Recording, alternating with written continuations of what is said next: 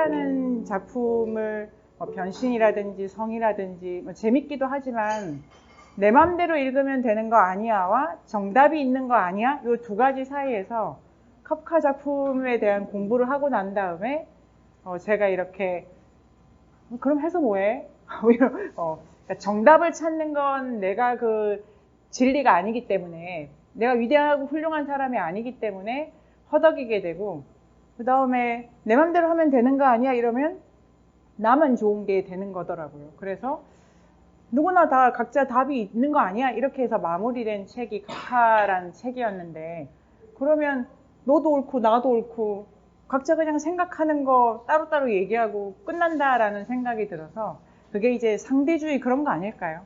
선생님도 옳고 선생님도 옳고 나도 옳아요.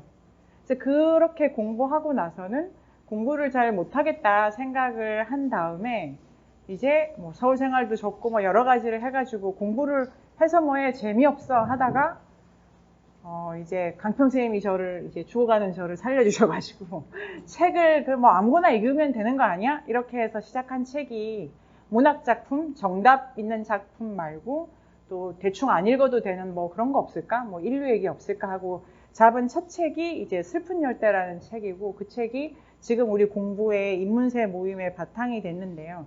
그 책을 처음 읽었을 때는 정답도 아니고 길이 많은 것도 아니고 그러면 어떻게 읽어야 되지? 나는 읽어서 뭐 뭘 할 거야? 이런 고민이었는데, 그 책이 이제 우연히 얻어 걸린 건데 너무 좋았던 거예요. 그리고 왠지 그 책이 주는 힘이 그 슬픈 열대라는 책도 재밌었는데, 여기 지금 오늘 못 오신 윤순 쌤도 계시고 강평 쌤도 계시고 셋이서 그냥 이거죠.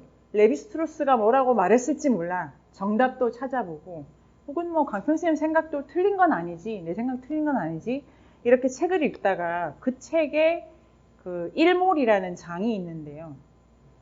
이제 그 슬픈 열대라는 책은 읽을 때마다 이번엔 이 장이 좋아, 이번엔 저 장이 좋아 이런데, 그 일몰이라는, 저한테는 일몰이라는 장을 읽었을 때 그때 강평쌤이 뭐라고 말씀하신 것도 기억이 많이 나는데, 그때 이제 너무 충격을 받았는데요. 그건 그냥 대서양의 해가 지는 풍경을 묘사하는 장인데, 이 책이 주는 감동이 다른데 같은 거 아니야? 이런 생각이 들었던 거예요.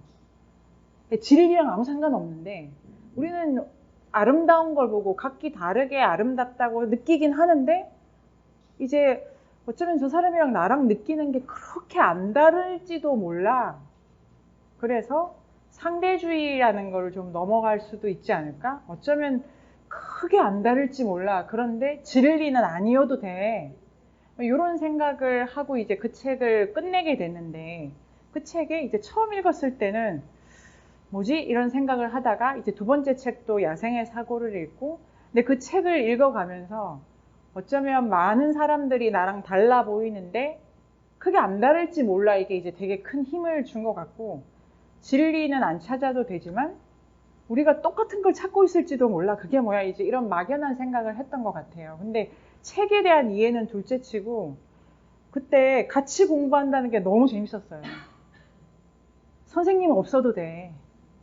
그리고 너랑 나랑 생각이 다르긴 한데 또 뭐 말하다 보면 또 같이 그래 말고 말하고 있고, 그래서 그 아까 연날격 선생님도 나오시고 이제 제 준상 쌤도 저를 많이 오래전부터 보고 하셔가지고 공부하는 사이에 늘 있었는데, 그때 처음으로 세미나는 너무 재밌는 거야 이런 생각을 하게 됐어요. 하게 되고, 그때는 제가 공부를 안 해도 된다는 생각을 했기 때문에 그 세 사람이 저희 집 앞에 투썸 플레이스에서 매주 화요일 그 하루도, 그러니까 한 번도 안 빠지고 거의 뭐 10개월 거의 1년 가까이를 한 번도 안 빠지고 이제 아무 책이나 읽자 이렇게 한 거예요. 세미나를 하는 것만으로도 너무 좋아. 이렇게 해서 이제 레비스트로스의 책을 더 읽고 하다가 이제 제가 이분이 훌륭한 분이구나라는 생각을 하게 되고, 그 훌륭한 책이 이제 진짜 훌륭한 책이구나, 슬픈 열대는. 그 책이란 생각을 하게 됐는데, 슬픈 열대가 훌륭한 이유는 읽을 때마다 다른 방식으로 다른 독후감을 쓸 수 있을지 몰라, 이런 예감을 계속 주고, 또 읽고 싶다. 그러니까 어떤 책을 한도 끝도 없이 읽고 싶다라는 그 영감을 준 책이 이 슬픈 열대라는 생각이 들어서 너무 얻어 걸렸지만 훌륭한 스승을 만났다. 이게 이제 기분 좋았고, 책이 완성됐을 때, 이 책은 길이다라는 생각이 들었어요. 이 책으로 나는 더 간다. 친구를 만날 거야. 기다려! 이런 기분으로. 그래서 제가 많이 샀고요. 제가 이렇게. 이 책. 그리고 많이 샀어요. 많이 사고. 자기 이름으로 쓰지만 내가 쓴 게 아니야. 그런 생각이 되게 들어가지고, 이제 제가 더 기분이 좋아졌는데, 내가 썼어. 근데 내가 쓴 건 아니야. 그리고 아까 저 더 많이 느꼈는데, 오늘도 제가, 그건 누구를 위한 자리인가? 왜 다 너무 예쁘게 하고 오셨나? 맛있는 음식이 누구 먹을 것인가? 그래서, 이게 나를 위한 자리가 아니구나. 이제 한 번 더 느끼고, 아까 그 영상에 정말로 내 친구긴 한데, 누구 얘기하는 거야? 이런 거기도 하고, 아까 이번 문제 틀리고, 막 이러고, 이런 기분이 너무 좋은 거예요. 그래서, 나는 레비스트루스를 만나기를 정말 잘했고, 그 인연은 내가 만든 게 아니다. 이런 생각이 들어서 이 자리 너무 기쁩니다. 너무 기쁘고, 보다 이걸 가지고, 혹시 그 책의 이 그림 기억나시나요? 레비스트루스의 핵심은 야생의 사고인 거죠. 야생의 사고. 야생의 사고는 19세기 이제 이 인류학, 레비스트루스가 인류학자가 돼야지 이런 사람은 아니었던 것 같고요. 뭘 하려다가 이런 생각 방법 자체가 문제가 있어라는 생각이 그게 변증법이었습니다. 변증법. 변증법은 정반합이라고 그냥 알고 있는 건데요. 예를 들면 그 진리를 찾는 방식이랑 똑같은 거예요. 프루스트를 읽었던 방식. 옳은 뭔가가 있을 거야. 그 옳은 뭔가에 이르기 위해서 지금 옳지 않은 거를 처리해야 돼. 옳지 않은 걸 빨리빨리 버려. 그리고 옳은 걸 향해서 더 다가가기 위해서 뭘 좀 더 알면 돼. 이런 생각 방법인 거예요. 이제 단순하게 제가 정리해 보기로는. 그런데 그러한 생각 방법 자체가 자기 옳음을 절대화하는 거죠. 자기 옳음을 절대화. 그런데 인류학이라는 학문의 역사가 제국주의랑 맞물려 있어가지고 문명화돼야 돼. 아니면 어른이 돼야 돼. 여자도 임금 노동자가 돼야 돼. 돈을 벌어야 돼. 자기 삶의 목적을 계속 설정하면서 거기에 못 미치는 오늘만 계속 보는 생각 방법인 거죠. 레비스트루스는 이런 생각 방법이 싫었나 봐요. 근데 사람이 목적을 안 세워두고 어떻게 살 수 있나? 그것도 아니지 않나? 그런 깝깝함 때문에 다른 생각하는 사람들이 어디 없을까라고 간 게 이제 남미였고, 거기서 생각 방법이, 특별한 생각 방법이 있다. 이거 생각 방법을 정리한 건데요. 그게 야생의 사고인 거고, 야생의 사고는 레비스트루스가 아무리 봐도 인간이 만든 모든 이야기에는 목적이 없어.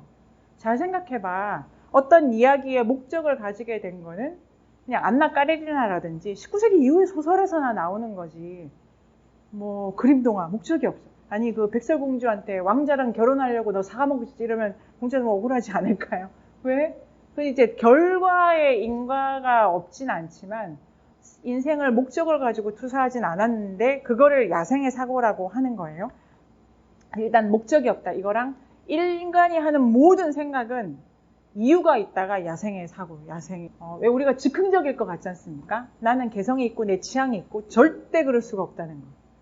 그래서 서울에 가면 제가 충무로에 가는데 역에 내려서 깨봉 빌딩이라고 하는 그 연구실에 이르길 때까지 모든 것이 한 사람 한 사람 이유가 있어서 만들어 놓은 가게, 정물, 뭐 이런 거라는 거죠.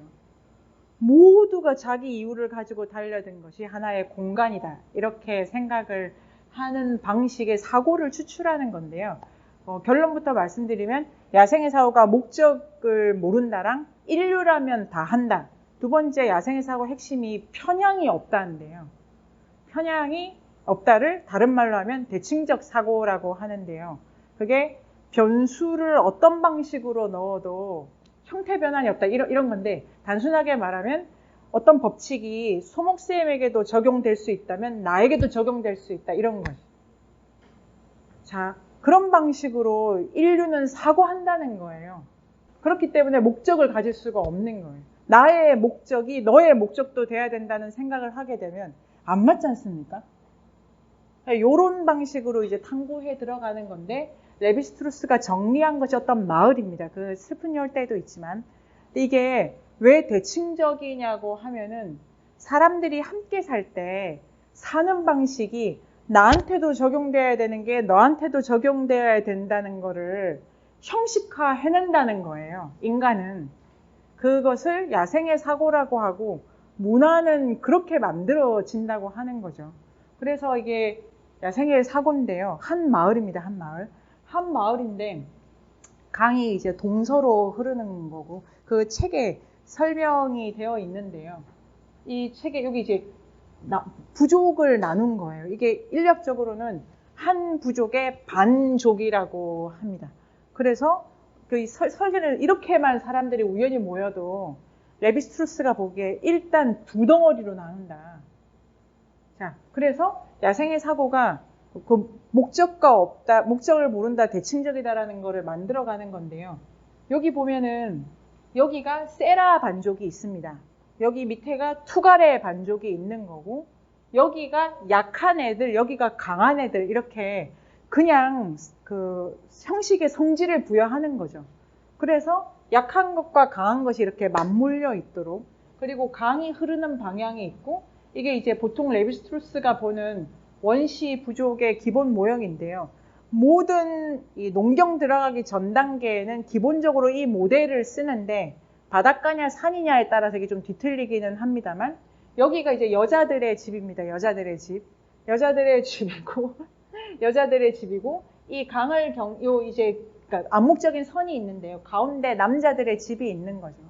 여기 남자들은 누구냐면은 이렇게 결혼을 안 한 그리고 이제 그 유아기를 좀 벗어난 남자애들은 여기 가서 노는 거고 그러면 여기는 여자들의 집이니까 모계 사회인 거죠. 모계 사회. 이 부족이 이렇게 나눠져 있고 이제 여기서 딸이 태어나면 이 집을 이제 이어가는 겁니다. 이 집을. 그리고 아들이 태어나면 이제 여기 보내는데요. 이러한 형태로 반족을 나눈 다음에 계층적으로 이렇게 3등분 합니다. 3등분. 그래서 반족 안에 상위 계층, 중위 계층, 하위 계층을 넣은 다음에 세라의 상층은 투가레의 상류층만과만 결혼해라. 세라의 중류층은 투가레의 중류층만 결혼해라. 이렇게 이제 계급적으로 나눠 있습니다. 인구가 아무리 많아도 아무리 작아도 보통 뭐 100명 정도 넘어가면 기본 이 모델을 가지고 있고 여기서 절대로 예를 들면 첫눈에 반한다든지 불가능하게 그러니까 이런 인식의 틀 위에서 인간은 사고하게 되어 있어 라고 해서 이렇게 한 다음에 이 남자들과 여자들이 이제 역할을 분담하는데요. 남자들이 하는 것은 이제 의뢰, 사냥 이런 거 하는 거고 여자들은 뭐 집안일하고 이제 애 낳는 거죠. 이게 모계 계통이기 때문에 결혼한 남자 있지 않습니까? 이제 박순찬 선생님처럼 결혼한 남자는 아내 집에 아내가 부르면 잠깐 갔다가 여기 이렇게 오는 거라서 아내 집이 원래 처남집이죠. 처남집. 그러면 처남들도 자기 원래 집이니까 자주 드나들고 여기는 복수의 가게를 가진 남자들이 드나드는 거고 여기 이제 모여서 어떤 일을 하는 건데요. 장례를 치르거나 뭐 누가 태어난다거나 하면은 여기서 의례를 주관하는데 이런 게 이제 야생의 사고적이다라고 하는 거죠. 야생의 사고적이다라고 하는 게 너에게도 적용되는 게 나에게도 적용된다는데 예를 들면 우리가 먹어야 되기 위해서는 이 영역이 서로 완전히 맞물리도록 설계한다는 거예요. 인간이. 그래서 여자들은 예를 들면 사냥은 못하게 되어 있다. 그리고 남자들은 사냥만 하게 되어 있다. 이러면 밥을 먹으려면 잡는 사람, 요리하는 사람 나눠 놓는 거예요. 그리고 예를 들면 사냥을 할 때에도 잡은 건 이 부족의 남자가 이 부족의 누군가가 잡았으면 갖고 오는 건 얘만 갖고 올 수 있다. 얘가 갖고 오면 요리는 여기서 한다. 이런 식으로 이제 설계를 해놓은 거죠. 그래서 아주 복잡하게 밥 한 그릇 먹기 위해서 반드시 상대 쪽에 있는 누군가의 힘을 빌려올 수밖에 없도록 딱 이렇게 이제 조직화 시킨다는 거예요. 이것이 대칭적 사고라고 레비스트루스가 설명을 해내는 건데 이렇게 해야만 나에게 적용되는 원칙이 너에게도 적용된다가 이렇게 사회적으로 구성이 된다라고 핵심을 레비스트루스가 보기에 인간은 기본적으로 함께 살려고 하고 함께 살기 위해서 좋아 같은 욕망을 가져 어떻게 똑같이 나눌 거야 이게 아니라 서로 너 없으면 내 삶이 나가지지 않도록 100명이 모이면 영역을 하나도 중첩이 일어나지 않게 짠다는 거예요. 그래야만 우리가 너 없는 내 삶을 상상할 수가 없고 나 없는 이 삶도 상상이 안 되게끔 하는 이런 인류의 사고방법을 레비스트루스가 이제 연구를 이제 한 거죠. 찾아내고. 그렇게 찾아낸 다음에 이제 쓴 책이 이제 슬픈 열대인 거고, 기본적으로 그 책이 이제 전개되면서 남이라는 것은 없는 건지 몰랐는데, 그렇다고 해서 남이 없는 게 아니라 이 위치에 누군가가 가 있다. 그 모든 남들이, 복수적 남들이 다 내 삶을 이루는 부분이다라고 해서, 여기서 만약에 뭐 결혼을 해야 된다. 이게 장래가, 이 집에 누가 죽으면 장래는 이 위치에 대한 저집이 치르게 되어 있고, 이 집에 누가 태어나면 그 애는 이 집에 누가 받게 되어 있고, 이래서 손을 벌리지 않을 수 없도록 딱 맞물려 있는 거죠. 이러면 여기서는 자유롭게 자기 마음대로 뭐 개성을 찾아 이런 불가능한 거예요. 그리고 마을 앞에 쓰레기를 치우더라 그래도 그 쓰레기는 걔밖에 못 치우게 설정이 되어 있는 거죠. 그러면 오늘 내가 아파 죽을 것 같더라도 쓰레기 치우러 나가야 되는 거예요. 그런 방식이 지금 우리가 자유나 개인이나 개성이나 아니면 뭐 진리나 상대주의나 이런 게 불가능하도록 서로 어떻게 함께 살 건지를 위치 조정하는 방식이고, 그래서 이제 이런 방식으로 설계되어 있다는 것을 레비스트루스가 전체적으로 강조하는 건데요. 여기서 나는 무엇이 될까? 머리는 잘못했다. 채소 아니면 과일이 될까? 아까 그 위치값 있지 않습니까? 그러니까 내가 태어났더니 그 자리에 들어가 있어. 이제 그 자기 자리를 아는 감각인데요. 내가 누군지를 고집하는 그 세계관에 사람들이 나를 먹을 거야. 땅이 될까? 사람들이 나를 밟고 다니겠지. 정원이 될까? 사람들이 파종을 하고 식물이 자라면 먹겠지. 물이 될까? 사람들은 물을 마실 것이고, 물고기가 될까? 사람들은 물고기를 잡아먹을 것이고, 독극물이 될까? 나무를 자를 것이고, 그리고 그 덕에 잡은 물고기를 먹고, 사냥감이 될까? 사람들은 사냥감을 죽이고 나를 먹을 거. 뱀이 될까? 혐오하게 되고 나는 그들을 물 것이고 그들은 나를 죽일 것이고, 독곤충이 될까? 나는 또 물고 나를 죽이고, 나무가 될까? 찍어 넘기고 나를 쓸 것이고, 박쥐가 될까? 깨물 것이고 죽일 것이고, 해가 될까? 추울 때 따뜻하게 해주고, 비가 될까?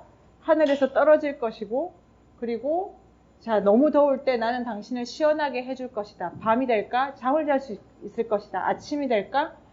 내가 깨우게 될 것이다. 내가 뭐가 될까? 나의 피로 적들의 길이 될 무지개가 되겠지. 그러면 당신들의 아내와 딸들은 피를 흘릴 것이다. 이게 선악이 없는 세계고, 왜 그래야 돼? 그냥. 이 신화가 너무 놀랐는데, 인간은 목적 없이 함께 사는 것만 지금 중요하고 여기 다 맞물려 있지 않습니까? 내가 뱀이 되면 네가 나를 잡아먹겠지. 네가 나를 잡아먹으면 난 또 가만히 있을 거야. 서로 다 맞물려가는 관계가 사이좋고 행복한 그런 해피엔딩이 아니라 그 맞물림이 감당해야 되는 적대, 그 다음에 죽음, 상처 같은 걸 이렇게 다 끌어안으면서 왜 그래야 필요한 건 아니야. 이런 철학이 있는 책이었다고 생각을 해봅니다. 네, 이걸로 저의 얘기를 마치도록 할게요. 네, 감사합니다. 궁금한 질문을 듣고 저도 지금 오셔가지고 질문을 받도록 하겠습니다.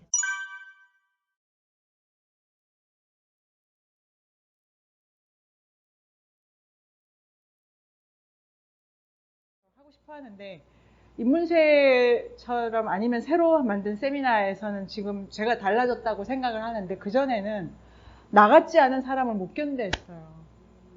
얘는 왜 나처럼 생각을 안 해? 이 부분이 웃을 포인트가 아닌데 왜 여기 여기가 아닙니다.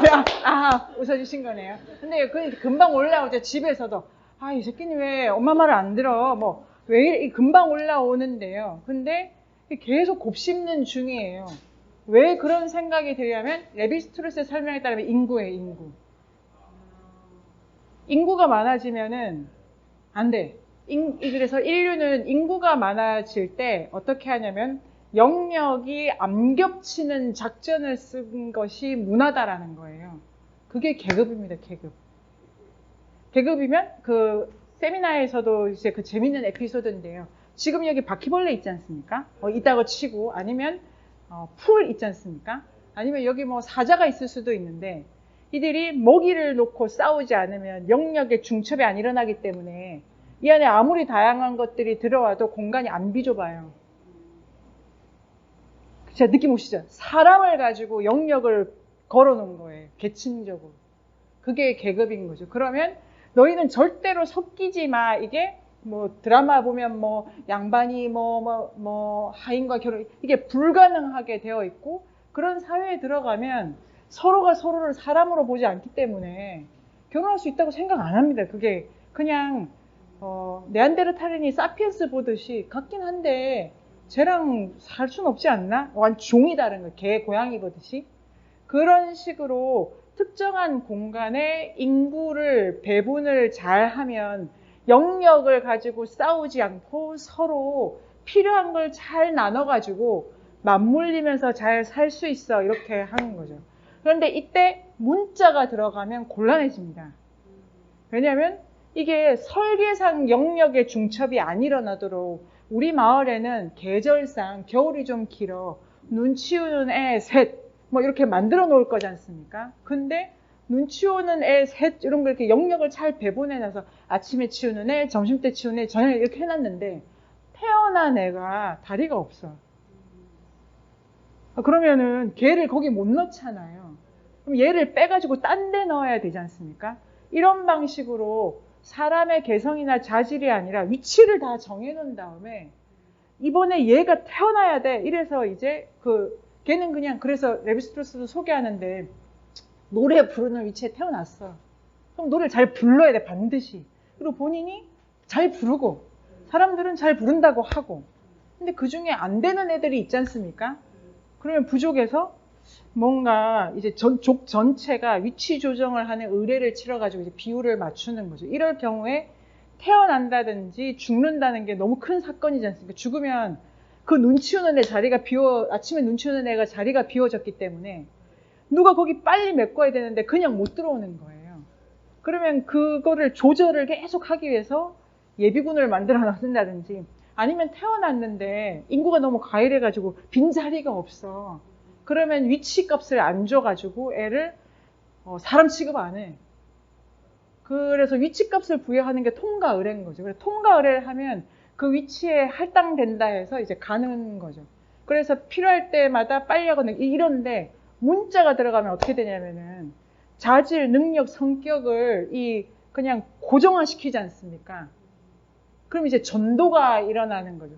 이게 지난해에 눈이 많이 와서 이렇게 설계를 했는데 올해 눈이 안 오면은 또 겨울 한가운데 의뢰를 해가지고 조정을 이렇게 하면 되는데 우리 동네는 여기에 3명이 들어가 이걸 써놓으면 변화하는 이 자연 그 다음에 인간의 차이를 수용할 수 없기 때문에 문자를 안 넣은 거죠. 이렇게 이제 레비스트로스가 해석을 합니다.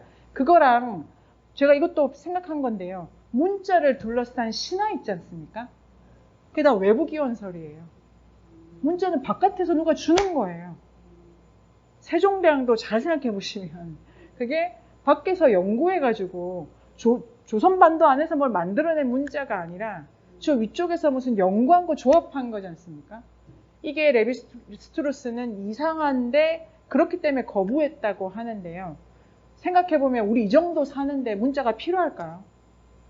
제가 웃기려고 애쓰는 거 보면 느껴지지 않습니까? 그러면 그냥 그래서 그는 웃기려고 했다가 안 써도 지금 힘드네. 그냥 웃어주러 가자. 이렇게 되거나 그리고 언어 발달의 기본은 언어가 뭐 때문에 발달했을까요?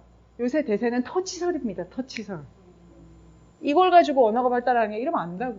안 좋네. 스트레스 받았네. 아니면 지금 기분 좋네. 이 진동을 느끼면 그걸로 행위를 만들면 되지. 왜 쓰냐고. 쓴다는 것 자체가 인거 범위가 더 늘어나는 거예요. 그래서 수렵 단계의 모든 신화가 언어에 대해서 별로 이야기하는 게 없는데 국가가 들어가면 외부 기원서를 가진 언어가 들어오고 이 슬픈 열대는 없는데 신화학 책에 그 레비스트로스가 이제 실제로 경험하는 거예요. 그래서 그 부족이 있어. 여기는 문자가 없는데 그 중에 추장 하나가 레비스트로스를 보면서 막 영어처럼 그리니까 사람들이 너 뭐 하는 거야? 이렇게 반가워하는데 그게 그 부족 사람들한테 너무 큰 배신감을 우리 모르는 것 같고 뭐 하다니 이런 거. 그러니까 이게 규모인데 레비스트로스의 저 야생의 사고에 따르면 공생은 같은 걸 나누는 게 아니라 다른 걸 맞출 수 있는 능력과 관련되고 다른 걸 맞추려면 인간이 머리를 써서 영역을 아주 이렇게 재치 있게 그러니까 맞춰내는 거예요. 그러니까 절대로 이 사람만 훌륭해서는 안 돼.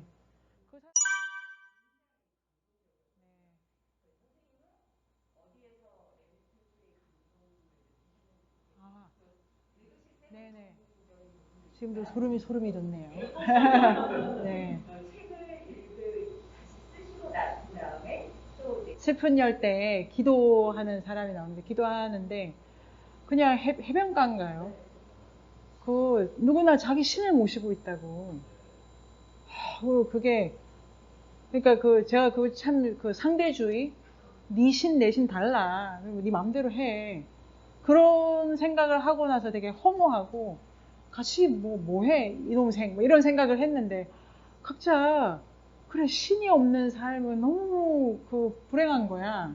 이런 생각도 들고 되게 경건하게 자기 삶을 신전으로 만드는 거랑 그거랑 같이 슬픈 열대 마지막 장이 그 절에 청소하는 장면이지 않습니까?